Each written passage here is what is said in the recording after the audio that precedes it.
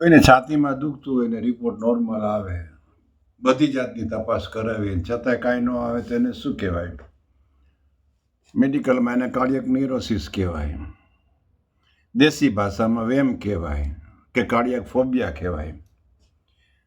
મને યાદ છે કે અમે જ્યારે તપાસવાના 50 રૂપિયા મારી ફી હતી અને કાર્ડિયોગ્રામની 50 રૂપિયા હતી, ત્યારે ગામડામાંથી ઘણા પેશન્ટ આવે ને એ વખતે તો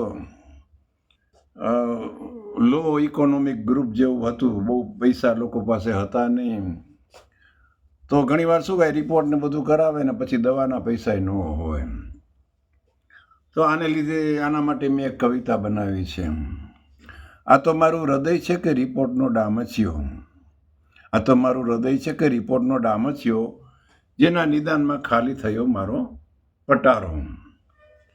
મને એમ કે ઘરવાળી માટે ચાંદાની શીશી લઈશ, મને એમ કે ઘરવાળી માટે ચાંદાની શીશી લઈશ, 2-4 બોપટી લઈશ. પણ સાહેબે કીધું છે નિદાન કરવું છે પાકું, પણ સાહેબે કીધું છે નિદાન કરવું છે પાકું, જેના હિસાબે ખાલી થયું ખિસ્સું મારું. સાહેબ કે લે આ કાગળ લે, સાહેબ કે લે આ કાગળ લે, બાજુની દુકાનમાંથી દવા લે.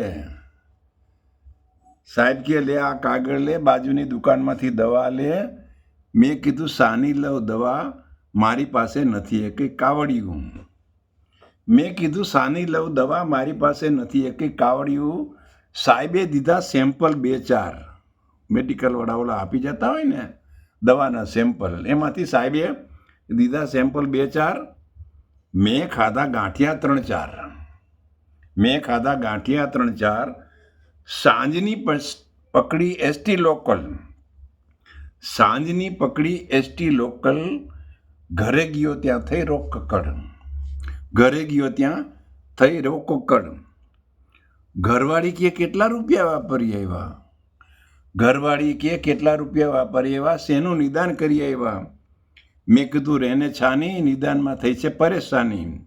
મેં કીધું રેને છાની, નિદાનમાં થઈ છે પરેશાની.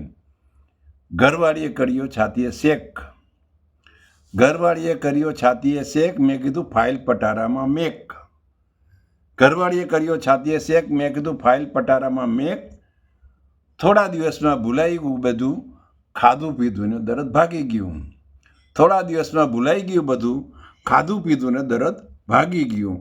આમ ઘણા દર્દો એવા હોય છે એનું કાંઈ કારણ નથી હોતું, મનમાંથી તમારો વેમ નીકળી જાય તો તમે દવા વગર પણ એક સાજા થઈ જાઓ, બાકી બહુ વેમ રાખવો નહીં.